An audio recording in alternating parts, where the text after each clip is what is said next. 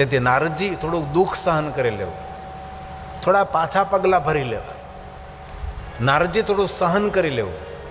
પરંતુ નારદજી કોઈને શ્રાપ ના આપવો જોઈએ, કારણ કે શ્રાપ આપવાથી પુણ્યનો ક્ષય થાય. તમે કેવું તપ કર્યું હતું નારદજી? તમારા તપનો સર્વલોકમાં જય જયકાર થતો હતો. નારદજી, તમે શ્રાપ આપ્યો, તમારું પુણ્ય જતું રહ્યું, તેથી તમારા હૃદયમાં સંતાપ જાગ્યો છે. હવે નારદજી કહે છે ભગવાન વિષ્ણુજીને કે વિષ્ણુ ભગવાન, હવે આ સંતાપમાંથી છૂટવા માટે મારે શું કરવું જોઈએ? હવે ભગવાન વિષ્ણુ કહે છે નારદજી, સંતાપમાંથી છૂટવા માટે તો એક જ રસ્તો છે, ભગવાન શિવનું ભજન કરો.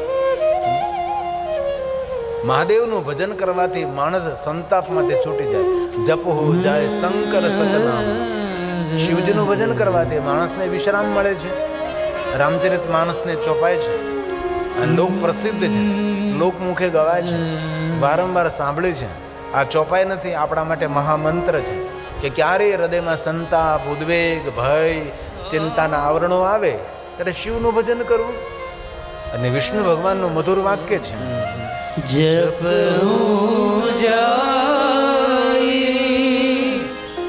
શંકર સતનામ.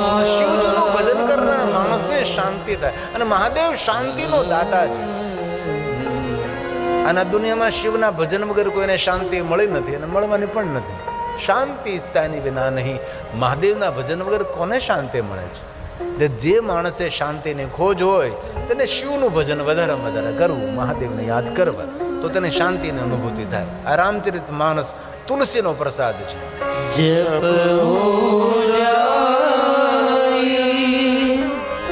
શંકર સતનામ હોય હૃદય તુરત આજે તમે શિવની આનંદનો, કાલે તમને વિશ્રામની અનુભૂતિ જેવું થાય.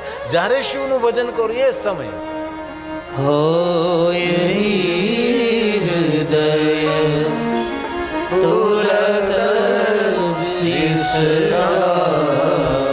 તેથી આ બધી જ વાતો જીવનમાં સંગ્રહી રાખવાની. જીવનમાં એવી પળો આવે છે ક્યારેક ચિંતાના એટલા બધા આવરણો આવે ને કે આપણું ભોજન પણ છૂટી જાય અને નિંદ્રા પણ દૂર દૂર જતી રહે.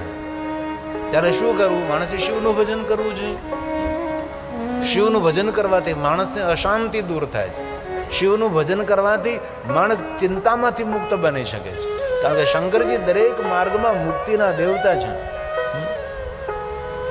ભગવાન વિષ્ણુજી નારદને કહે છે, નારદ, મનને શાંત કરવા માટે હું તમને 3 ઉપાય બતાવું છું. મન કેવી રીતે શાંત થાય? જેનો સ્વભાવ ઉગ્ર હોય, જેનો સ્વભાવ જલત હોય, અને જલત સ્વભાવ અને ઉગ્ર સ્વભાવ એ મંદ બુદ્ધિનું એક પ્રતીક છે. જેનામાં બુદ્ધિનો અભાવ હોય, જ્ઞાનનો અભાવ હોય, વિદ્યાનો અભાવ હોય, તેનો સ્વભાવ બહુ જલત હોય, તેનો સ્વભાવ ઉગ્ર હોય છે. તે ઉગ્રતા એ મૂર્ખતા પણ છે. નમ્રતા એ શ્રેષ્ઠ જ્ઞાનનો એક પાઠ છે. માણસે નમ્ર રહેવું, વિનમ્ર રહેવું, શાંત રહેવું, મધુર ભાષી, વ્યવહારથી માણસ કુશળ, આ બધી ભગવાન શિવની કૃપા હોય તો થાય. તેથી ભગવાન વિષ્ણુજી નારદજીને 3 માર્ગો દેખાડે છે. મનને શાંત કરવા માટે પહેલા શું કરવું જોઈએ? વિષ્ણુજી બોલ્યા છે, આપાદમસ્તકં સમ્યગ. વિષ્ણુ સ્વયં બોલે છે,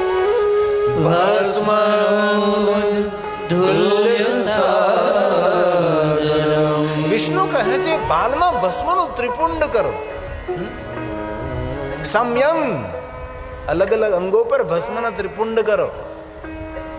32 સ્થાનો પર ભસ્મના ત્રિપુંડ કરવાનો મહિમા શું છે? કારણ કે 32 સ્થાન પર સ્પર્શ કરીએ મંત્ર બોલતા, મંત્ર નામ તો ઓમ નમઃ શિવાય, મહાદેવ મહાદેવ મહાદેવ શિવ શું.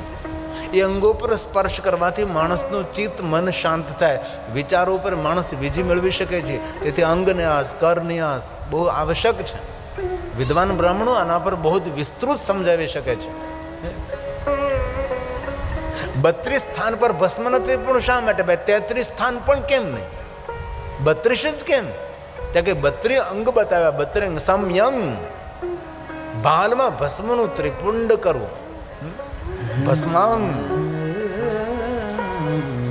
અને મહાદેવની તો રાજોપચાર 16 પૂજાની અંદર ભગવાન શિવની એક પૂજાનું નામ છે વૈરાગ્ય પૂજા.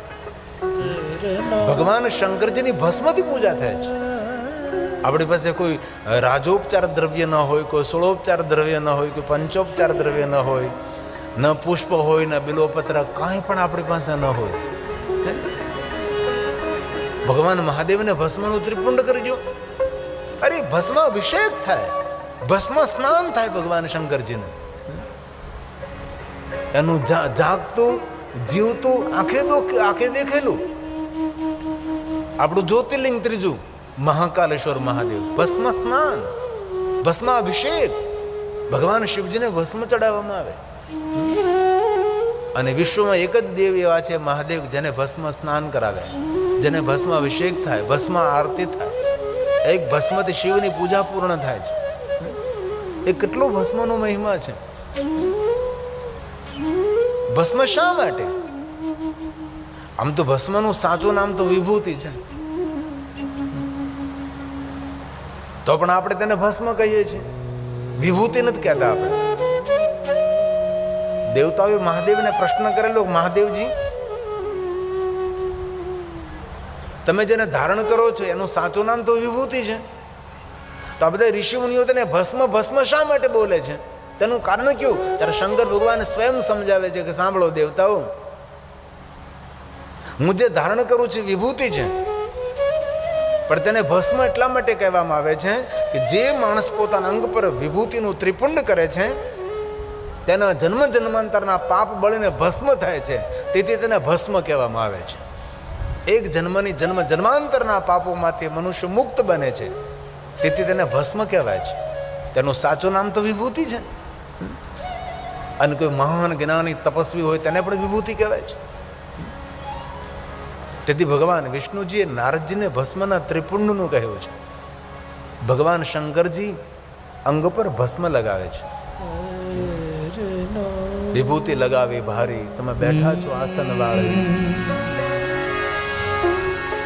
અંગે વિભૂત લગાવી વારી, અંગે વિભૂત લગાવી વારી, થોડા બેઠા છો આસન વાળી, થોડા બેઠા છો આસન વાળી, પીધા કૃષ્ણ પ્યારા વારી, પીધા કૃષ્ણ પ્યારા વારી, થોડા બેઠા છો આસન વાળી, થોડા બેઠા છો આસન વાળી.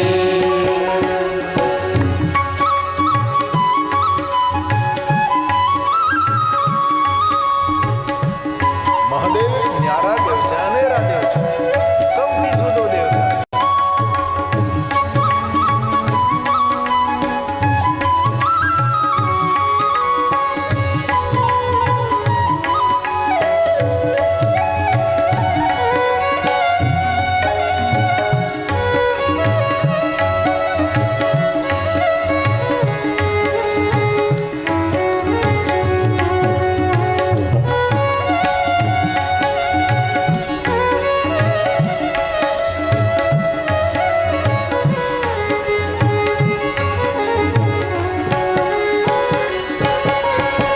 શીશ પર ગંગા જટામાં સમાણી, શીશ પર ગંગા જટામાં સમાણી, લટરાકી છે વારી, એની લટરાકી છે વારી, થોડા બેઠા છો આસન વાળી, થોડા બેઠા છો આસન વાળી, અંગે ભૂત લગાવી ભારી, અંગે ભૂત લગાવી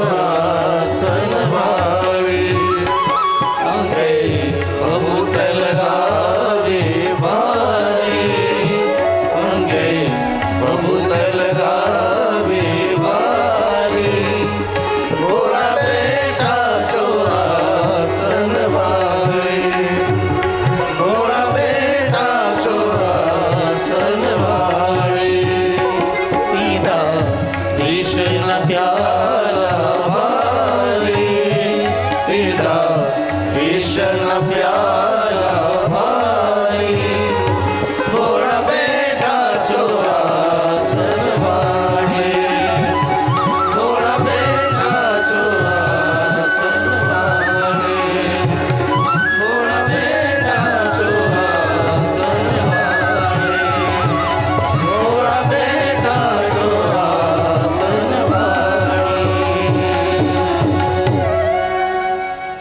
ભગવાન વિષ્ણુજીએ નારદજીને ભસ્મનું ત્રિપુંડ કરવાનું શા માટે કહ્યું? અન્ય કોઈ તિલક કેમ નહીં ભાઈ? ચંદન કેમ નહીં? ગોપી ચંદન કેમ નહીં? કુમકુમ શું શા માટે નહીં? કારણ કે ભસ્મ એક મહાવિજ્ઞાન છે. ક્યારે મન વિચલિત હોય ને તો ભસ્મનું ત્રિપુંડ કરો, મન શાંત થાય છે. શિવપુરાણ અંતર્ગત પૂરું ભસ્મનું પ્રકરણ છે. ભસ્મ એટલે રાગ. કોઈ પણ વસ્તુને સળગાવવામાં આવે ને તેના સાર તત્વ માટે રહે એ ભસ્મ છે, એ રાગ છે, એ વિભૂતિ છે, એ ભભૂતિ છે. ભગવાન વિષ્ણુજીએ નારદજીને કહ્યું છે, નારદ ભાલમાં ભસ્મનું ત્રિપુંડ કરો, તમારું મન શાંત થઈ જશે. અને હે નારદ, બીજી વાત યાદ રાખો. પહેલી વાત, ભાલમાં ભસ્મનું ત્રિપુંડ કરો, અંગ પર ભસ્મના ત્રિપુંડ લગાવો. અને હે નારદ, સાંભળો, વિષ્ણુ ભગવાન સ્વયં બોલે છે, સ્વયં શ્રી હરિ નારદજીને શિવ ભક્તિનું માર્ગદર્શન પૂરું પાડે છે. અને શિવ મહાપુર ગ્રંથમાં દરેક દેવતાઓને શિવ ભક્તિનું માર્ગદર્શન ભગવાન વિષ્ણુજીએ જ કર્યું છે. આ શ્લોક ભગવાન શ્રી હરિ બોલ્યા છે. સર્વ શ્રુતિ શ્રુતમ શૈવમ મંત્ર જપ ષડક્ષરમ મંત્ર જપ ષડક્ષરમ. નારદજી, તમને ષડક્ષર મંત્રનો જાપ કરો. જે મંત્રના અક્ષરો 6 રહેલા છે, જે મંત્રનો મહિમા વેદ પુરાણ નિરંતર ઋષિમુનિઓ જે મંત્રનો મહિમા ગાય છે. સર્વ શ્રુતિ શ્રુતમ શૈવમ, જે મનુષ્ય માત્રનો મંગલ અને કલ્યાણ કરનારો મંત્ર છે, જે મૂળ મંત્ર છે, દરેક મંત્રનો પિતા છે, દરેક મંત્રનું ઉદ્ગમ સ્થાન છે, એ મંત્રનો જાપ કરો નારદ. તમને મંત્ર શાંતિ આપશે. જેને આપણે આદિ મંત્ર, મૂળ મંત્ર, મહામંત્ર, શ્રેષ્ઠ મંત્ર, સર્વોપરી મંત્ર, મંત્રનો પણ મંત્ર, દરેક મંત્રનો ઉદ્ગમ સ્થાન, દરેક મંત્રનો જન્મસ્થાન, જે મૂળ મંત્ર છે. નારદજી કહે છે ભગવાન વિષ્ણુ, જે મૂળ મંત્ર છે, આદિ મંત્ર, તે શ્રેષ્ઠ મંત્ર છે, દરેક મંત્રનો પિતા છે, જેનો મહિમા દરેક વેદ ગાય છે, સર્વ શ્રુતિ જેનો મહિમા ગાય. શ્રુતમ શૈવમ, જે કલ્યાણ કરનારો છે, એ મંત્રનો જાપ કરો. જે મંત્રના અક્ષરો 6 રહેલા છે, એવા અનેક મંત્રો છે જેના અક્ષરો 6 રહેલા છે, પણ એ મંત્રનો મહિમા વેદ પૂર્ણ ન ગાય. તે મંત્રનો સ્વીકાર દેવતાઓ પણ ન કર્યો, ઋષિ મુનિઓએ ન કર્યો. એવો કયો મંત્ર છે ભગવાન શ્રી હરિ કે આપ જે મંત્રનો આશ્રય લીધો છે, તમે જે મંત્રનો જાપ કરો છો, જે મંત્રનો મહિમા દેવ પુરાણ વેદ ઋષિ નિરંતર ગાયા કરે છે, જે દરેક મંત્રનો જન્મસ્થાન ઉદ્ગમ સ્થાન છે, દરેક મંત્રનો પિતા છે, એવો કયો મંત્ર છે ભગવાન શ્રી હરિ વિષ્ણુજી આપના મુખમાંથી પ્રગટ થાય એ સાંભળવા માટે હું તરસી રહ્યો છું. ત્યારે વિષ્ણુ ભગવાન સ્વયં બોલે છે, નારદ, અન્ય કોઈ નહીં.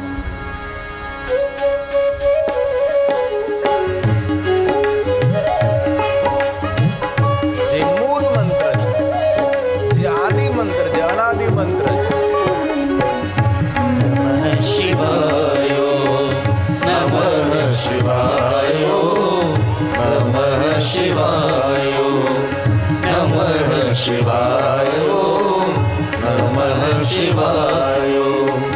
નમઃ શિવાય નમઃ શિવાય નમઃ શિવાય નમઃ શિવાય નમઃ શિવાય નમઃ શિવાય.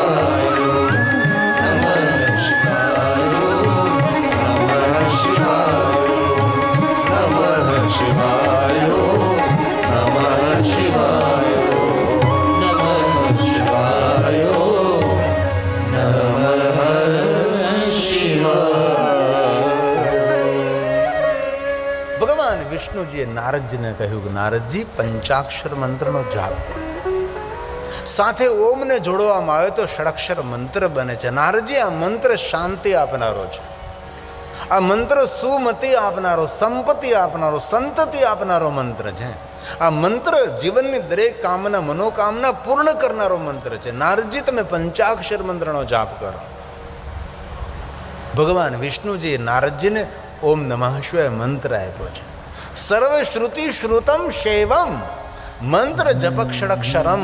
તમે નારદજી ઓમ નમઃ શિવાય મંત્ર જાપ કરો, તમારું કલ્યાણ થશે. વિષ્ણુ ભગવાને પહેલી વાત કરે છે ભાલમાં ભસ્મનું ત્રિપુંડ કરો. વિષ્ણુ ભગવાને બીજી વાત કરી છે નારદજી પંચાક્ષર મંત્રનો જાપ કરો. હવે ભગવાન વિષ્ણુજી ત્રીજી વાત કરે છે. નારદજી, ત્રીજી વાત જે મનને શાંતિ આપે છે, વિચલિત મનને સ્થિર કરે છે, જે સાધના પરંપરામાં જે સહયોગી છે, કોઈ સાધના માર્ગમાં જેને આગળ વધવું છે તેના માટે બહુ જ સહયોગી છે. નારદજી ત્રીજી વાત ભગવાન શ્રી હરિ, ભગવાન વિષ્ણુજી બોલે છે, હે નારદ, સર્વાંગેષુ પ્રયત્નેન. ભગવાન વિષ્ણુ કહે છે પૂરા અંગ પર પ્રયત્નપૂર્વક. કેટલી સુંદર ભગવાન વિષ્ણુજીએ વાત કરી છે. વિષ્ણુ ભગવાન નારદજીને શિવ ભક્તિનું માર્ગદર્શન આપે છે અને આ શિવ ભક્તિનું દ્વાર છે. તેથી ભગવાન શ્રી હરિ, ભગવાન વિષ્ણુ બોલે, હે નારદ, સર્વાંગેષુ સર્વાંગેષુ પ્રયત્નેન. પ્રયત્નપૂર્વક નારદ રુદ્રાક્ષ શિવવલ્લભા. શિવજીને બહુ જ વાલા છે રુદ્રાક્ષ. સોના ચાંદી હીરા મોતી નહીં, શિવજીને રુદ્રાક્ષ વાલા. રુદ્રાક્ષ વલ્લભાન. વલ્લભાન એટલે વહાલું લાગવું. શંકરજીને શું વહાલું લાગે છે તો કે રુદ્રાક્ષ વાલા લાગે છે. શિવજીને જે રુદ્રાક્ષ વહાલા લાગે છે અને રુદ્રાક્ષ પહેરનારો પણ શિવજીને વહાલો લાગે છે. તેથી નારદજી, તમે રુદ્રાક્ષને ધારણ કરો. સ્વયં શ્રી હરિ બોલે છે, ધાર્ય ધારય સ્વાતિ સર્વ. ભક્તિપૂર્વક ધારણ કરો. અને કેવી રીતે ધારણ કરો? સમંત્ર વિધિપૂર્વકમ. સમંત્ર વિધિપૂર્વક મંત્રોના ઉચ્ચારણ સાથે તમે રુદ્રાક્ષને ધારણ કરો. શિવ મહાપડા ગ્રંથમાં રુદ્રાક્ષને ધારણ કરવાની વિધિ છે, રુદ્રાક્ષને ધારણ કરવાના મંત્રો પણ છે. તેથી નારદજી, તમે રુદ્રાક્ષ પહેરો. કેટલી સરસ વાત કરી છે. આ તાપત્રય હરમ, જેના ભાલમાં ભસ્મનું ત્રિપુંડ હોય, જેના મુખમાં પંચાક્ષર મંત્ર હોય, જેના કંઠમાં રુદ્રાક્ષ હોય, એમના પર નીલકંઠની કૃપા હોય છે. તેથી ભગવાન વિષ્ણુજી નારદજીને કહે છે, નારદજી, તમારું મન વિચલિત થયું છે, મનને શાંત કરવા માટે નારદજી આ શ્રેષ્ઠ માર્ગ છે. નારદ, તમે રુદ્રાક્ષને ધારણ કરો. નારદજી, પંચાક્ષર મંત્રનો જાપ કરો. નારદજી, તમે ભાલમાં ભસ્મનું ત્રિપુંડ કરો. હવે નારદજી તમને બીજી 3 વાત સંભળાવો છો. વિષ્ણુ ભગવાન નારદને કહે છે, 3 વાત તો મેં તમને કરી કે ભાઈ 3 માર્ગ તમને શાંતિ આપનારા છે અને પુણ્ય આપનારા છે. હવે બીજા 3 માર્ગો દેખાડું છું. ભગવાન વિષ્ણુજી બોલે છે, નારદજી, હવે તમે આગળના 3 માર્ગો. એક શ્લોકમાં 3 વાત કરે છે ભગવાન વિષ્ણુજી. પહેલી વાત, નારદ, શૃણુ શૈવીં કથા નિત્યમ. નારદજી, તમે નિત્ય ભગવાન મહાદેવની કથાનું શ્રવણ કરો. કથા સાંભળવી જોઈએ. નિત્ય શબ્દ, રોજ કથા સાંભળવી જોઈએ. રોજ તો ક્યાંથી આપણને પ્રાપ્ત થાય, પણ ક્યારેક ક્યારેક અવસર મળે ત્યારે ભગવાનની કથાનું શ્રવણ કરીએ. શૃણુ શૈવી કથા નિત્યમ, રોજ કથા સાંભળો. આ શ્લોકો ભગવાન વિષ્ણુજીએ ગાયા છે અને વિષ્ણુ ભગવાન નારદજીને શિવ ભક્તિ તરફ લઈ જાય છે. હે નારદ, શૃણુ શૈવીં કથા નિત્યમ. રોજ સાંભળો અને કથા સાંભળ્યા પછી વદ શૈવીં કથા સદા. પૂજ્ય સ્વાતિ યત્નેન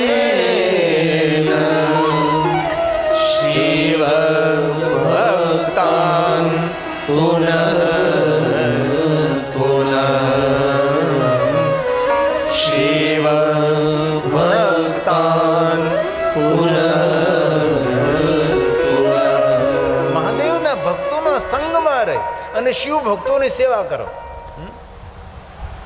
ભગવાન મહાદેવની કથાનું શ્રવણ કરીને કથાનું મનન કરો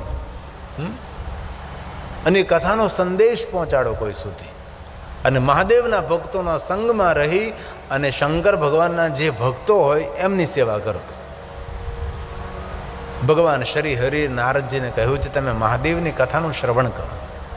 નારદજીએ પૂછ્યું કે ભગવાન આપ મને માર્ગદર્શન કરો, મને મહાદેવની કથા કોણ સંભળાવે?